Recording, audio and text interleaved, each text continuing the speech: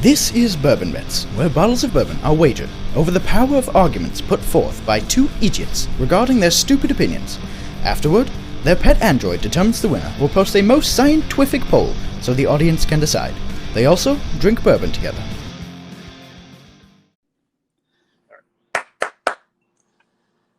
Okay, so we have a new bourbon bet, and this one was, I don't know, I wouldn't say suggested, more asserted by the Right Reverend at BD Evans 61 on Twitter.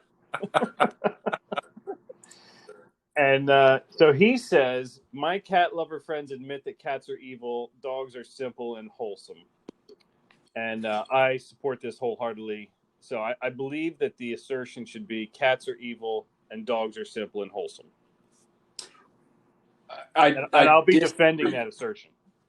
I disagree because I think that using the word simple is out of bounds. All right, you can. I'll allow you to reword it then. Let's just drop the word simple. Okay, just wholesome. Cats are evil, dogs are wholesome. Cats are evil, dogs are wholesome. I'm good with that. All right, I'll still defend that. Yeah, I don't. Yeah, okay. I think we can go with that as a premise. All right. I'll let you go first because you're totally going to lose this one. Yeah. I got to say, we've entered the period of bourbon bets where Brimstone Deacon has lost one bet and now is feeling a little bitter and had to troll me with something like this. I was bitter long before I lost the first bet, so... the two things have nothing to do with each other. I am aware that I will lose this debate because of the small-mindedness of most of humanity. You can't give it away before we get the results. No. It's okay. I'm still going to argue the correct take. Okay. Which is definitely not that dogs are wholesome. Nor is it that cats are evil. Okay. Well, we'll see about that. Before we start, though, what do you have in your glass tonight? I have some Aberlour 12-year. Which is not a bourbon. Not a bourbon. It is not a bourbon. I'm feeling rebellious because I know the character of this debate and where it's going to go. All right, and true Scotsman would... No true Scotsman would have a cat. And I'm drinking regular Basil Hayden's. All right. Go ahead. Defend your feline demons. I'm sorry, what's that? Defend your feline demons. Go ahead. All right. So the first thing about cats is that cats are independent. Now, The same thing occurs, the same slander occurs with cats and with humans that are both independent. Many, many, many humans who are compared humans to cats being evil simply because they're independent. You just compared humans to cats. No. I said they have similar characteristics. Humans and cats. All right, go ahead. I didn't say all humans. I said some humans. All right. So some of us are independent and think independently, think for ourselves. Even could be said to be pretty much self-reliant. Then there are other humans who need constant affirmation, who need to be, have their hand held by their mother until they're 45, and things like this. This is what a dog provides. I moved away from my parents, and now when I come home, I've got this thing licking and jumping and slobbering and barking and so incredibly happy to see me. It's false. It's nothing but falseness. You don't think the dog is happy to see you? The dog only cares that you're going to give it food. No, that is not. There's nothing else in that. The cat only cares that you're going to give it food. And is honest about it. The dog is not lying. You are saying that honesty, when you say that to me, you're saying that honesty is evil. I mean, I'm not surprised to hear that from you. But I'm not saying that the honesty is evil. The intent of the cat's heart is evil and desperately wicked. Who can understand it? The cat just wants the food. It's evil for a living being to want food? The cat does not care about you at all. Agreed. So why would In fact, the cat doesn't even care whether you give it food. Why? If you let it inside, it'll feed itself. Why would you want something as a pet that would just as well see you dead alongside the road as not? Why would you need something as a pet that, again, you're just giving this to me? No. You changed. It affirms your no. existence and makes you feel all warm and fuzzy inside, like it has feelings and can care about you. First of all, dogs do have feelings. Oh, good golly. Cats have no feelings.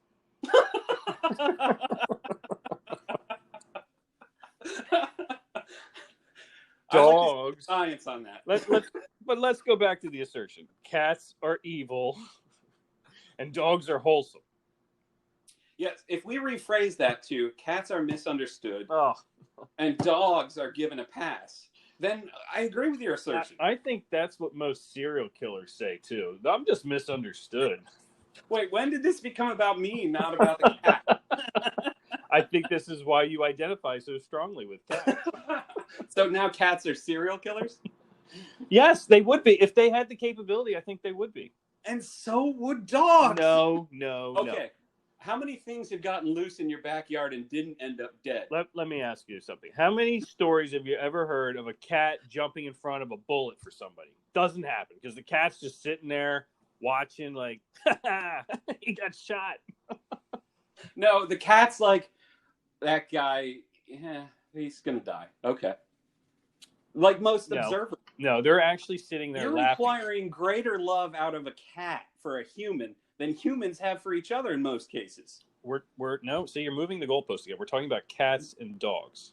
And the fact that you just talked about a cat, or a dog jumping in front of a bullet. Dogs do that. Is the dog better than most humans then? Because most humans wouldn't jump in front of the bullet either. You're going to have to define... The crux of the argument, Mr. Brimstone Deacon, is that cats are misunderstood and they're merely independent, not evil. No, they're evil. They're independent and evil. I'll give you both. Dogs are loyal. Cats are independent, as you say, to a fault, right? And would throw you under a bus if they could. The dog will jump in front of the bus to save you from getting run over. You know, you point something out to me, and maybe this explains my affinity for cats. Since cats, you are correct, will throw you under the bus. That's how most of my friends act as well. So,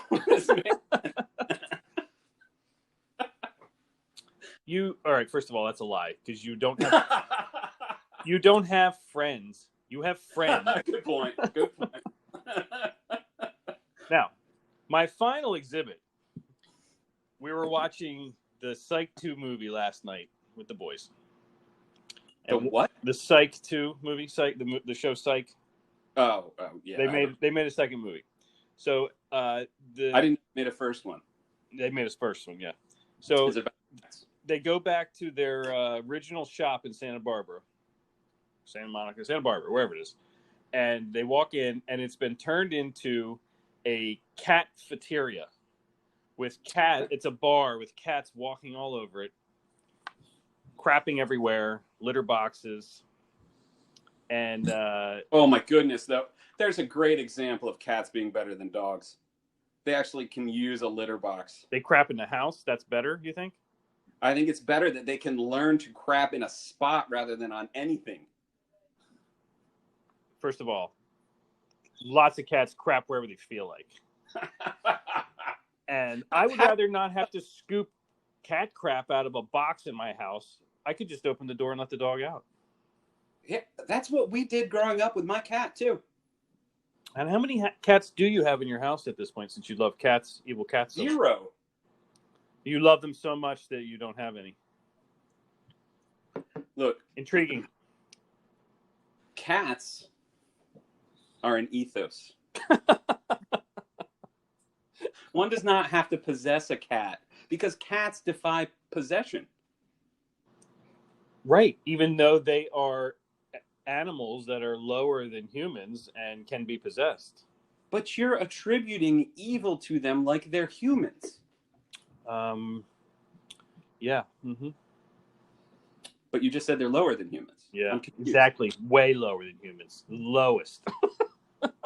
Again, because you and your like-minded and probably more numerous than those of us who are enlightened about cats. Do you think it's strange? Your crew that needs this constant, warm.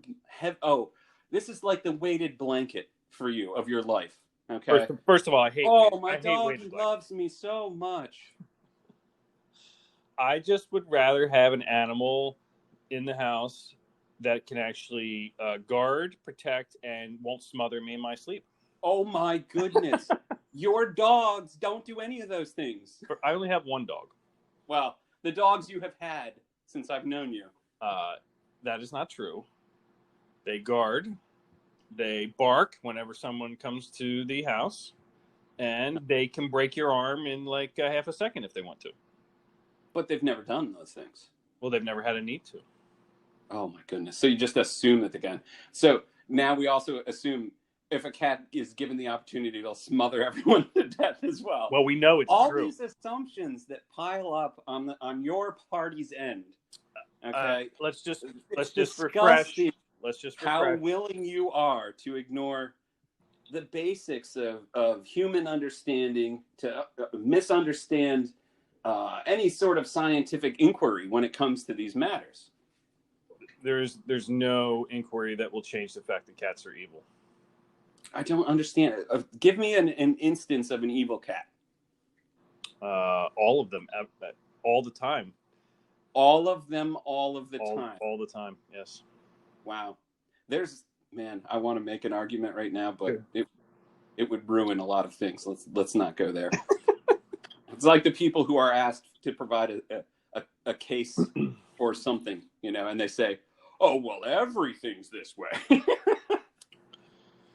I'm not going to point at anything individually tonight, but this argumentation, it's all, also means that it's probably nothing.